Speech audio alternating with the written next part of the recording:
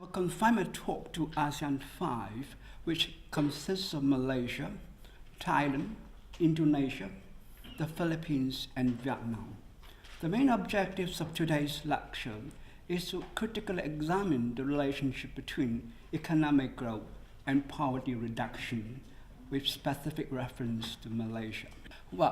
ASEAN was formed in 1967 in order to establish a peaceful and stable Southeast Asia, to protect the regional environment, to promote sustainable use of natural resources, as well as to promote high economic growth, social economic inequality, and poverty.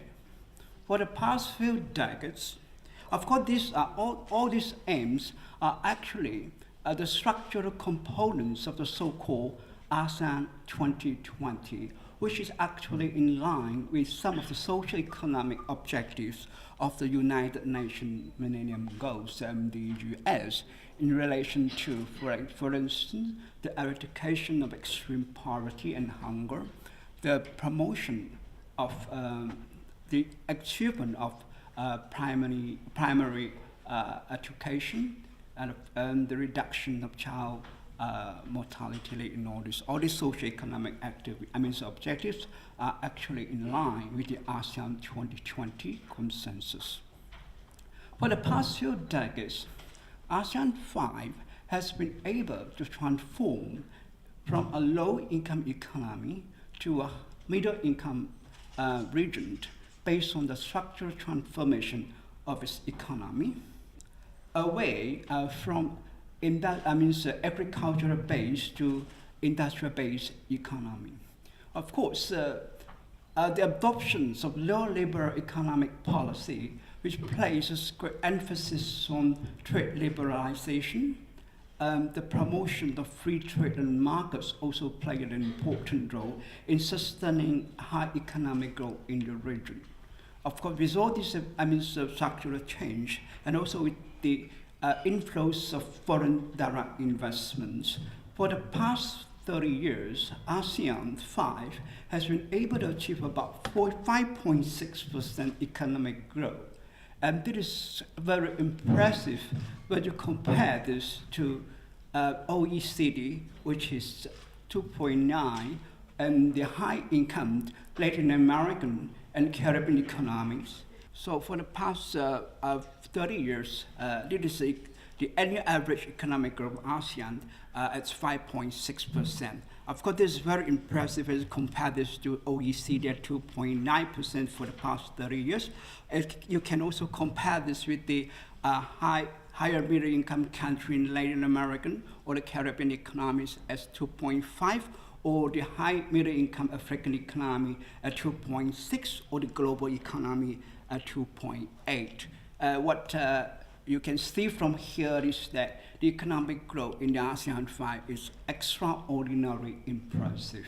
Of course, with all these things, with all this economic growth, and ASEAN 5 was able to achieve a substantial amount of GDP, which increased from 600 billions in 1997 to 2,363 billion in 2012. And Indonesia has the highest or the largest economy in ASEAN at more than 800 billion, followed by Thailand and Malaysia with more than 300 billions. Apart from this, per capita income has also increased substantially, with Malaysia leading the ASEAN 5 member countries with more than 16,000 US dollars in 2012. From about $3,700 in 1997, the per capita growth had increased to 16,000, the top in ASEAN 5, and the third in ASEAN region. The highest is Singapore of 60,000, followed by Brunei about 50,000 per capita income.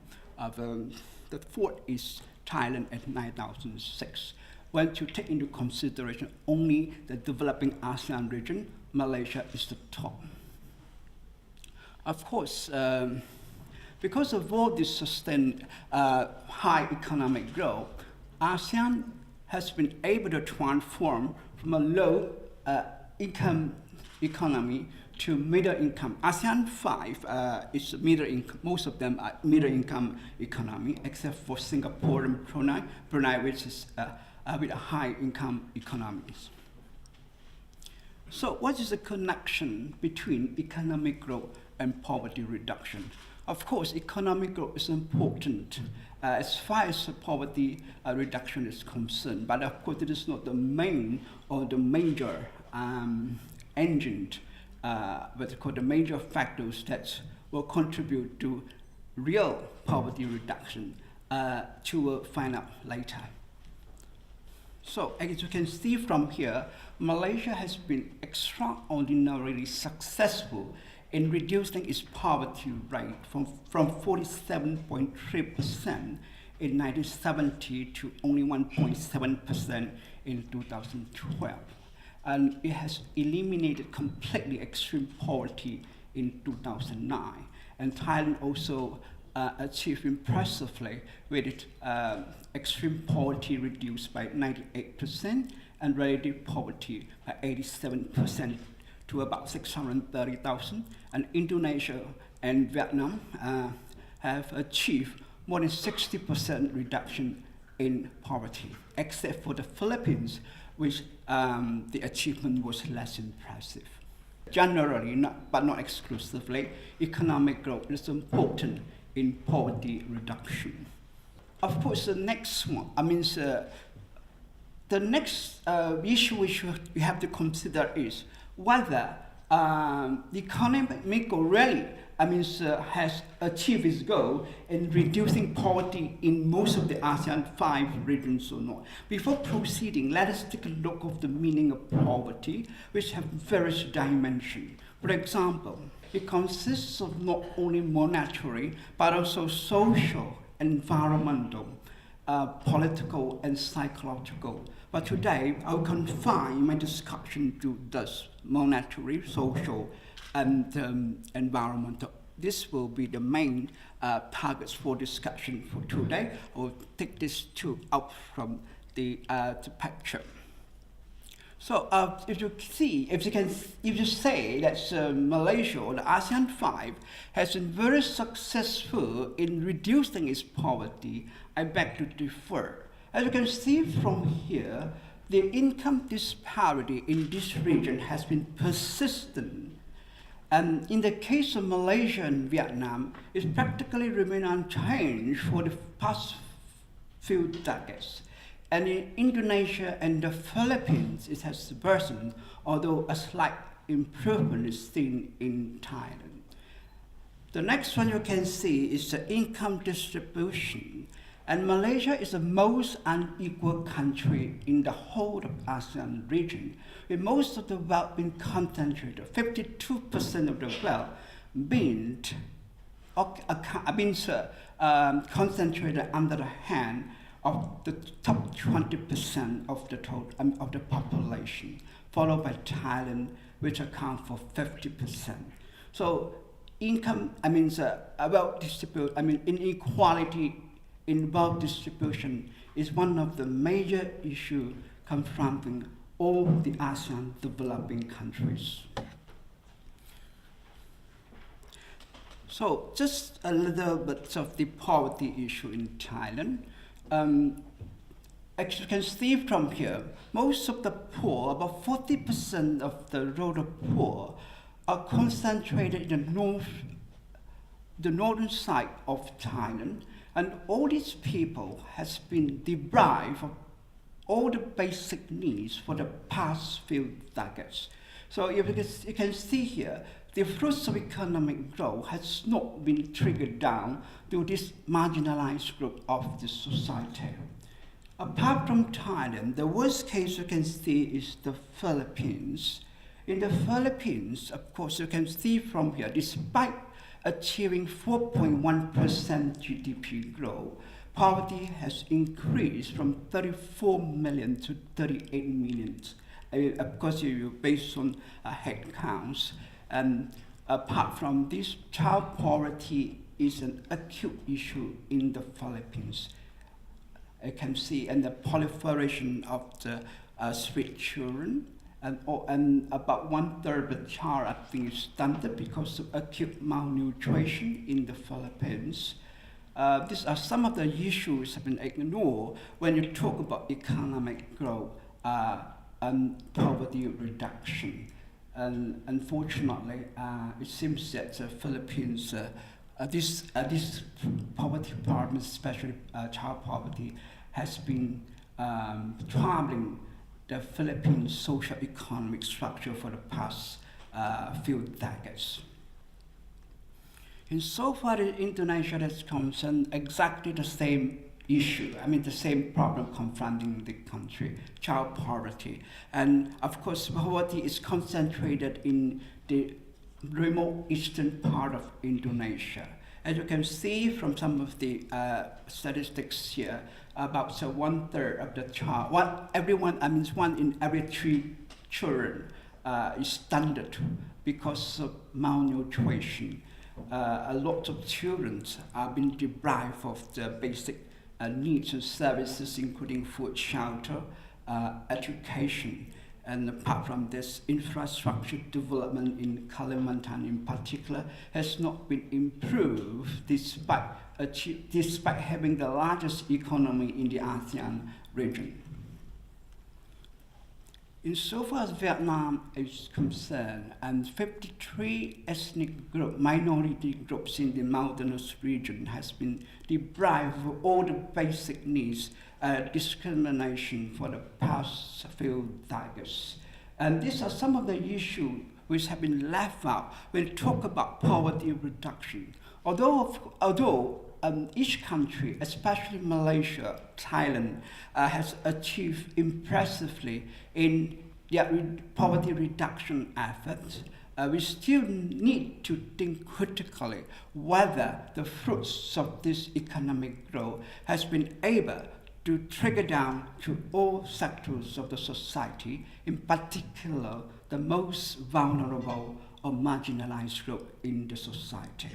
And of course, in the later part of the lecture, I will go into a little bit detail in Malaysia. As you can see, the Malaysian success story, the behind the veil of Malaysian success story. So poverty in Malaysia, the status quo. Of course, everyone is aware that Malaysia is a highly developed nation.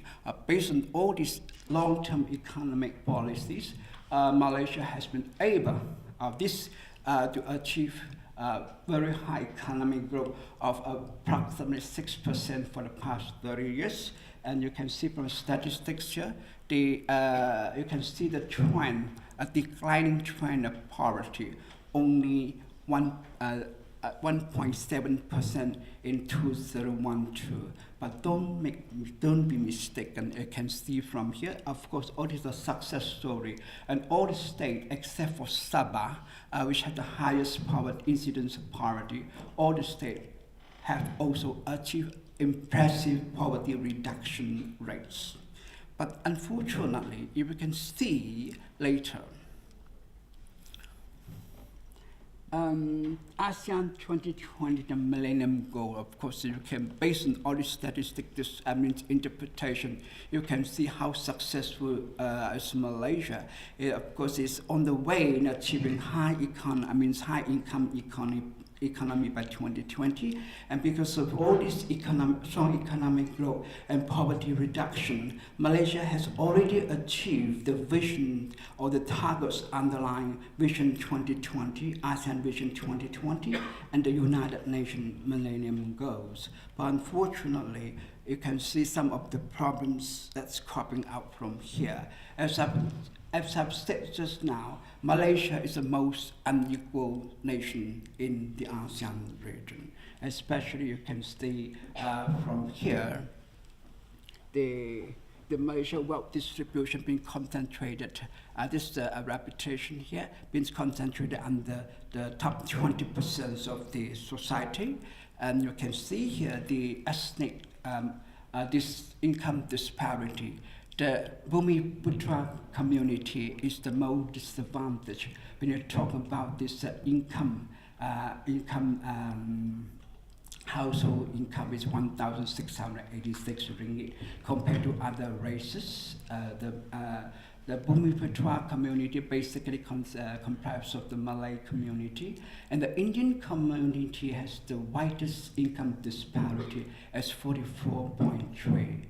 And the gap between the top 20% household income earners and the lowest 40% is very high, with between 20,000 and 1,847. The lowest, the mean income is 1,847 ringgit. Of course, the top 20% of the wage earner earn about 20,000. You can see a big gap among the societies over here. The rural-urban gap has also increased. So all these problems you have to take into consideration of all this issue before we can really talk about a success story. So coming to the urbanization, as you can see from here, urbanization or urban poverty is increasingly become a critical issue in Malaysia because of rapid urbanization, especially in Kuala Lumpur, which is the most densely populated region in the whole country, and also have the most expensive house at an average of 600,000 ringgit in the whole country. The cost of living in Kuala Lumpur, of course, is very expensive compared to the rest of the lesser developed state, especially in Kelantan or what. Followed by this will be Johor Bahru, Johor, Kota Baru in Johor, and Kota Kinabalu in Sabah. These three regions has the highest urbanization rate in Malaysia.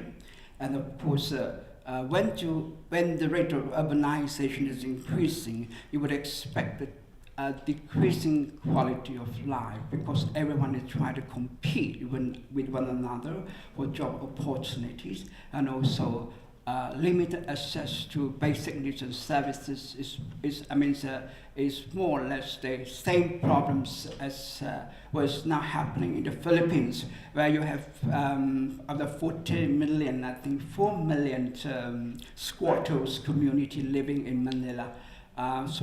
If we don't tackle all this issue, it can become a very serious problem in Malaysia. So as you can see from here, in 2009, about 34% of the workers, employees, out of 1.3 million, earn about only 700 ringgit a month, which was actually below the poverty line in 2009. And they are the most vulnerable urban dwellers. Even though their salary may increase, they will, most likely be falling back into poverty line. So all these hidden figure, you could take out all these hidden figure. And also once a little bit strange is the setting up of the minimum wage, which is actually below the poverty line, especially in East Malaysia. And of course, these are some of the issues which need to be taken into consideration. To understand, of course, I hope someone from the floor can enlighten me on this. A little bit strange, as far as I'm concerned, that setting the minimum wage rate below the poverty line is a little bit strange as far as I'm concerned. So the urban poor is also some of the most vulnerable, not only the rural now, the urban region. Those living in the urban area is increasingly suffering from poverty.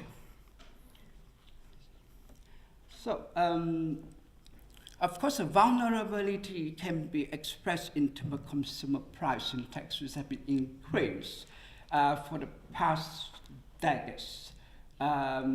with the increasing cost of living, especially in the densely populated region in Malaysia, in Kuala Lumpur, Selangor, the urban dwellers are bound to be the victims of economic growth. Coming to rural poverty, you can see this few state Kelantan, most of the Malays in the Kelantan region, Kedah, the paddy farmers, and all those people, and the Orang Asli in Peninsular Malaysia, except in Penang and Perlis, the indigenous people in Sabah and Sarawak are some of the most marginalized group in the whole of Malaysia. Of course, many of these people still struggling very hard to make the means to meet the end meets, and of course these some of the things we have to consider. For instance, you can see from some of the summary here that Orang Asli is the most vulnerable group in the whole of Malaysia, and the poorest, having the highest death rate, and continuously been suffered from the deprivation, chronic deprivation of basic needs and services. The second one will be the indigenous people in Sabah. Most of them, especially the children, continue to be deprived of the basic needs such as education, shelter, and street children is becoming quite a serious problem in Sabah. Most of these people are without documents. I would say it's really a very serious problem. I mean, it's a critical problem. It's difficult to deal with all these people because they are not considered as Malaysian because they are illegals. So these street children, you can see them when you go travel to Sabah. You can see them, roaming around in various town areas in Sabah. Of course, in order to demonstrate fully, in order to give you a better view of the socio-economic reality of rural poverty, I just like to show you a case study which has been conducted in the state or in the forest interior in Sarawak between 2000 and 2011, about 5 years, field research in the forest interior. Of course, this is funded actually by the Ministry of Japan under the National Research Institute. It is only part of the research actually. It consists of quite a big sample. And you can see from here, Sarawak has been very, very successful when we talk about poverty reduction. It has been able to reduce its poverty from 56% to only 2.4% in 2012. And of course, the GDP and per capita GDP increased by 57-fold from 600 ringgit to more than 40,000, I think 40,000. It's a very, very impressive growth.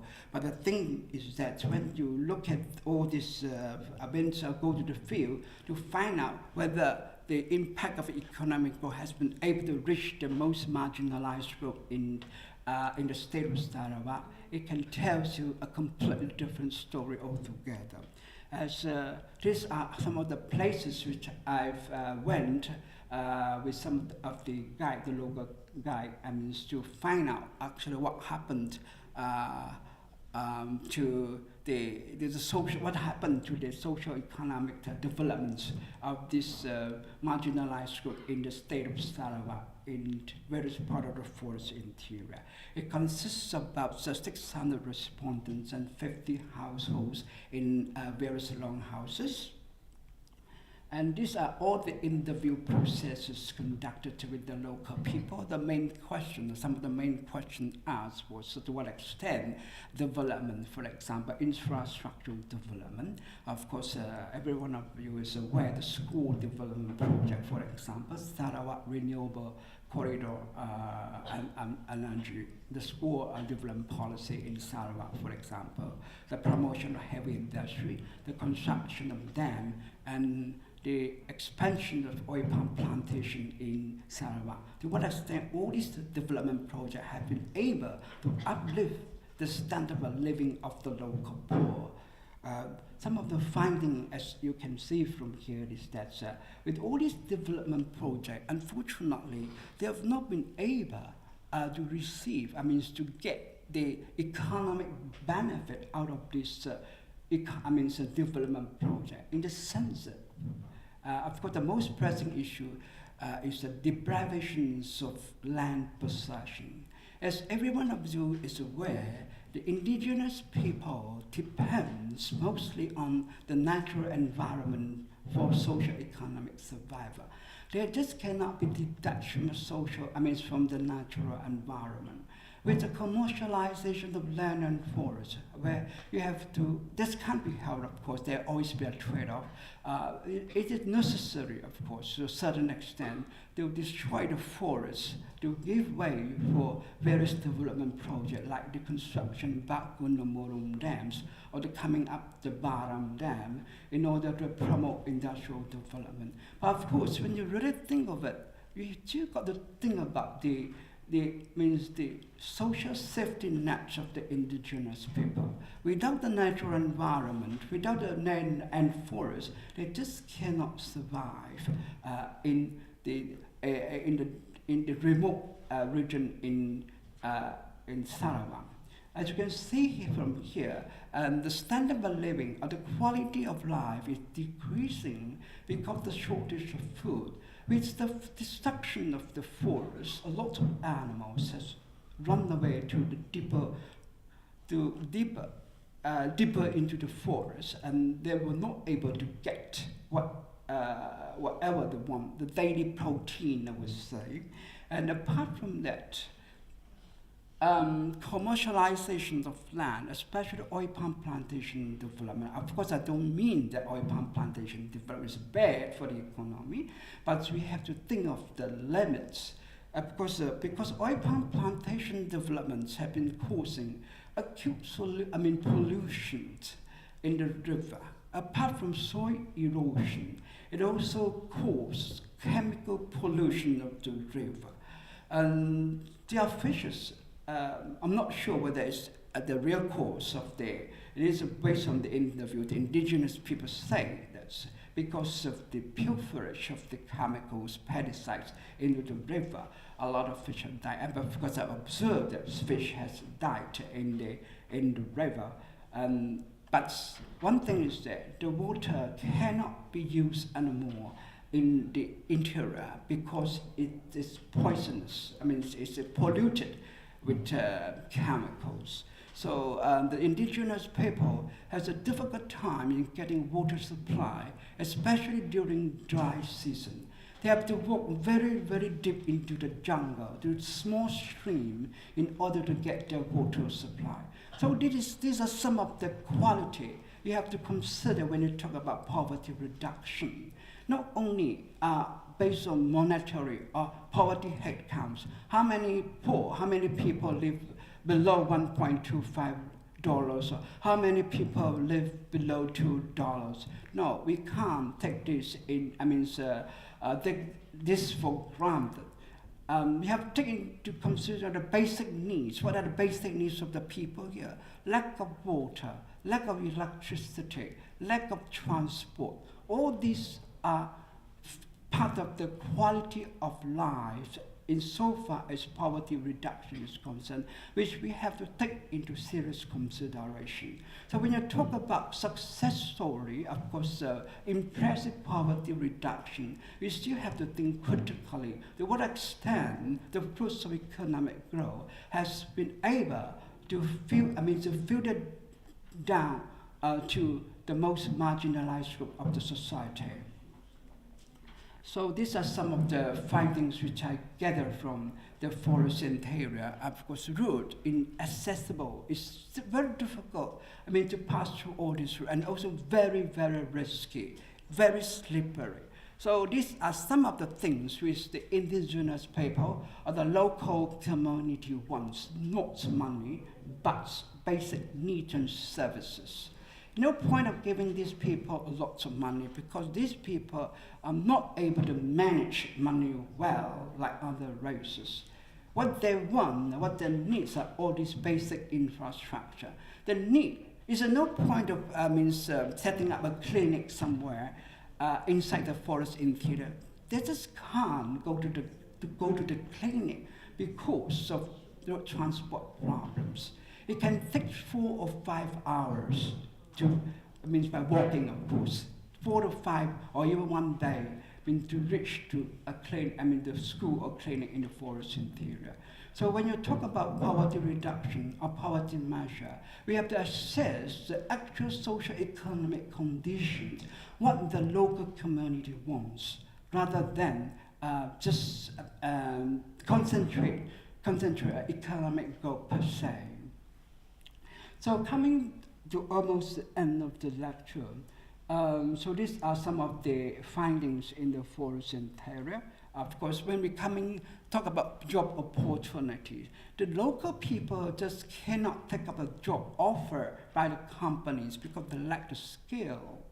So most of the jobs in the dam construction sectors are given to the Chinese national. Those people are the ones who construct the Three Gorges Dam. They have the expertise, they have the experience. So the local community just cannot take up the job, even though they are job employment for them. So these are some of the issues which confront the local community or the indigenous people for the past 50 or 60 years. So, of course, I would not say that economic growth is not important. It's important. And there is no one-size-fits-all solution for poverty reduction. We have to assess what actually the socio-economic condition of the particular area. For example, the paddy farmer in Kelantan or in Kota, what do they need? So, for example, if they need some biotechnology, what they call advanced technology, or do they need a better irrigation system? These are some of the things to consider before we can design effective poverty reduction policy to contain the problems at hand. So as far as the rural development is concerned, this is very applicable not only in Malaysia, but also in practically all the Asian developing countries in the rural region, in the Amazon or in Thailand or in Vietnam, in the mountainous region in Vietnam, or in the remote part of Indonesia, the eastern part of Indonesia. These are the things which have been lacking for the past 100 years insofar as the indigenous people are concerned. The lack of water, the lack of electricity, and the lack of infrastructural development. Of course, all these are expensive. It actually takes a lot of funding from the government to improve to improve all these basic facilities or needs of the local people. But we still have to consider the most effective way in improving the quality of life of the people. For example, electricity. Of course, it is expensive to invest in grid extension in the remote area. We may consider the use of photovoltaic technology, PV technology, or mini hydro, which is quite successful in certain part of Sarawak. So these are some of the measures which can be taken to tackle poverty. When a little bit here, a little bit there, is add up to a success story of Malaysia, not only in Malaysia, of course, in the whole of ASEAN region. So, of course, this may not be a very welcomed a policy for the rich people, but we still, the government still need to get the money, to fund all the poverty reduction program or projects. Where we can get the money. As you can see from the statistics initially, in all the ASEAN 5 region, most of the wealth have been concentrated in the top, under the hand of the top 20%. Of course, we tax them a little bit higher to get more funding in order to finance all this rural development project. Of course, preferential treatment to the multinational companies, I don't think is essential because it actually bleeding the government coffer. The government need to raise funds for this. We cannot, keep on taxing the paper. Like, of course, I do not say the service tax, the GST is bad. It's also one of the ways to raise income. But even then, GST is a regressive tax form of tax instrument. Unless there's a blanket exemption, to cover all the basic needs required by the poor, because the poor spend a lot of their income in basic needs. If there is no exemption on all these basic needs, it will make their life very, very tough. So although very unwelcome to the rich, we still have to consider raising the fund. Of course, not only in Malaysia, of course, in Thailand, Vietnam, or the rest of the ASEAN region. Because I can see most of the wealth it's been concentrated under the hand of the top 10 or 20% of the population. Of course, a preferential treatment as far as possible should be avoided, as there are a lot of case studies being conducted in Africa, proving, revealing, disclosing that actually preferential treatment given to multinational company like 20 years tax exemption actually is bad for the economy. Of course, if the multinational company really want to come to invest in your country, the tax exemption is only one of the factors. The most important factor is natural resources. They are actually eyeing on that country, like in Africa, they're eyeing on the natural resources rather than tax exemption. So when you give 20 or 50 years tax exemption to a multinational company, the country is actually bleeding for 50 years. Depriving 50 years for additional income, which I do not think is the wise policy. Of course, coming to just a few concluding remarks over here. Of course, poverty is a multifaceted concept. You cannot have a solution, a universal solution to tackle all the poverty problems in Africa or in Latin America or in Southeast Asia. We have to assess the actual socio-economic situation before we really can design effective policy to contain the issue at hand. Of course, this applies to the Human Development Index, which is in addition to the head counts, the orthodox poverty measurement. Of course, there is also Human Development Index to measure the quality of life of the people. Even then, we still have to assess the socio-economic situation. We have to go to the field to study. Of course, the World Bank or the United Nations, most of these people, they don't go to the field to see what actually happened on the ground.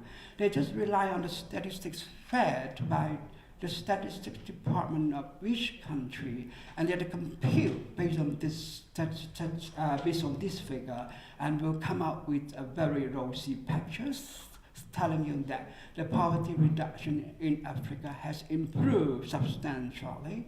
But when you actually go to Africa and see what actually happened on the ground, it can give you a completely different story altogether. So do not take all these statistics for granted. We must have a critical mind. We have to think critically whether this figure really tell you the true story or not. As I say, economic growth is important, but of course, we still have to be, every country, in Asia, the Asian developing country, when you talk about economic policy, they always emphasize on the GDP growth. It's like in China, for the past 30 years, average 9.98%. But of course, when you really go into China and see the gap between the rich and poor, it's shocking. So economic growth is important, but it has no distributive function. So we still have to assess the actual economic situation. Unrealistic poverty line. It's very dangerous to set up a very unrealistic poverty line because it can mislead policymakers to come up with something which is less effective. For example, of course, in Malaysia, one of the cases that the minimum wage and the poverty line, they must be matched together. Of course, if a person earns less than the poverty line, actually everyone is in poverty, even though they earn the minimum wage of 700 or 800 ringgit. So setting up what we call unrealistic poverty line, can lead to ineffective policy making. So the tax reform, as I say, preferential treatment, these are some of the conclusions. Preferential treatment should be avoided as far as possible.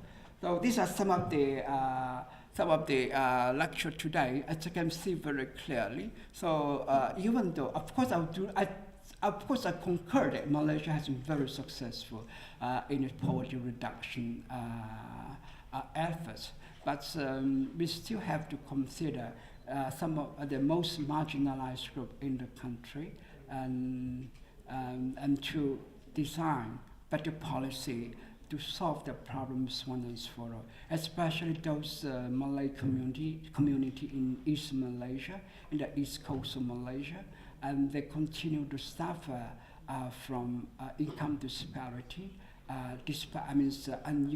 unequal wealth distribution. This is not a new issue in Malaysia. These farmers, the fishermen in East Malaysia, especially Malay fishermen, I think, of course, if the government can do design some solid measure, especially during the monsoon, it is no point. During monsoon seasons, to think up some solid measure to prevent all this. To mitigate, of course, that's monsoon. The destruction caused by the monsoons during the monsoon season cannot be solved completely because it is caused by nature. At least to think of certain solid measure to mitigate the issue once and for all.